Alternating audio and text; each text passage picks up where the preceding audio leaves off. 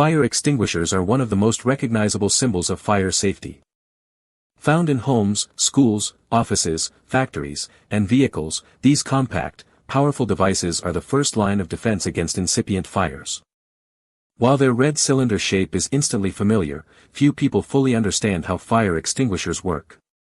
In this detailed guide, we will explore the inner workings of fire extinguishers, including the science, classification, types, operation mechanism, and best practices for their usage. This knowledge can prove vital in emergencies and contribute to safer living and working environments. At the heart of every fire extinguisher is a fundamental principle of fire science, the fire triangle. A fire needs three elements to ignite and continue burning: heat, fuel, and oxygen. This trio is commonly referred to as the fire triangle. If any one of these elements is removed or suppressed, the fire cannot continue. Fire extinguishers are designed to break this triangle by removing one or more of these elements through chemical or physical means. This scientific foundation underpins all fire extinguisher mechanisms, regardless of type. Fire extinguishers are categorized into 5 main classes, based on the type of fire they are designed to combat. Class A extinguishers are intended for ordinary combustibles such as wood, cloth, and paper. Class B is for flammable liquids like gasoline, oil, and paint. Class C extinguishers are used for electrical fires involving energized electrical equipment. Class D is designated for combustible metals such as magnesium and titanium, typically found in laboratories or industrial environments.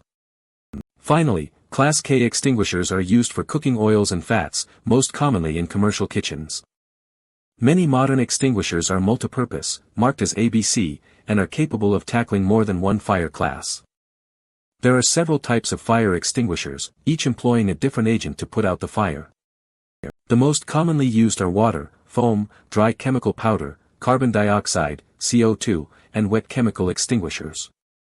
Water extinguishers are effective on Class A fires and work by cooling the burning material below its ignition temperature. Foam extinguishers, also used for Class A and B fires, smother the fire by creating a blanket that separates the fuel from the oxygen in the air. Dry chemical extinguishers, often marked as ABC, use monoammonium phosphate powder to interrupt the chemical reaction of the fire, making them versatile and effective. Carbon dioxide extinguishers work by displacing oxygen and are especially effective on Class B and C fires. They leave no residue, making them ideal for use on electrical equipment. Wet chemical extinguishers are specifically formulated for Class K fires, where they react with hot grease to form a non-combustible soapy layer, effectively cooling and suppressing the fire. The internal structure of a fire extinguisher varies slightly depending on the type, but the core components remain consistent. Most extinguishers consist of a cylindrical steel or aluminum body filled with the extinguishing agent and pressurized with a propellant gas such as nitrogen or carbon dioxide. At the top, the discharge mechanism includes a safety pin, a lever or trigger, a nozzle or hose, and a pressure gauge in many models.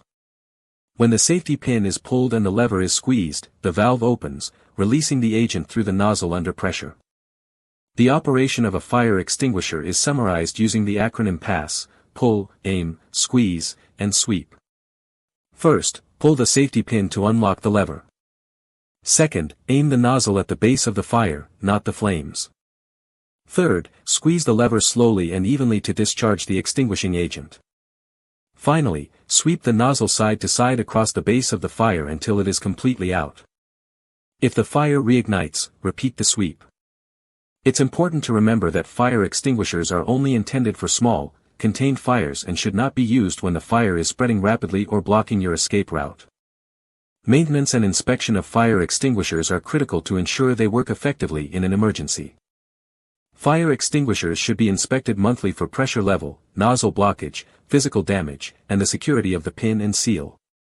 Annual professional maintenance is also recommended, and depending on the type, internal inspection and hydrostatic testing should be performed periodically as per the manufacturer's guidelines or local regulations.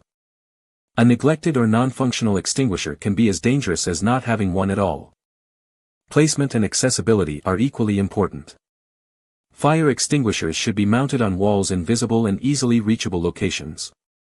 They should not be obstructed by furniture, machinery, or decorative items. High-risk areas like kitchens, garages, and workshops should have designated extinguishers suitable for the common fire hazards in those environments. Additionally, employees or family members should be trained on how to use them. Many fire departments and safety organizations offer hands-on training and online tutorials to build this essential skill.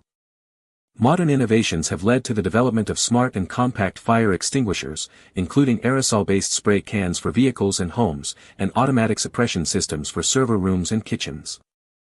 However, the basic principles remain unchanged: detect, suppress, and extinguish the fire by removing at least one side of the fire triangle. In conclusion, fire extinguishers are indispensable tools in fire safety, designed with sophisticated yet practical science to fight different classes of fire. Understanding how they work, how to use them, and how to maintain them is essential knowledge for everyone, whether at home, in the workplace, or in public spaces. They offer the power to act decisively in the critical early moments of a fire emergency, potentially saving lives and property. But remember, they are only one part of a complete fire safety plan, which must also include fire alarms, evacuation procedures, and awareness training. Being informed is the first step toward being protected.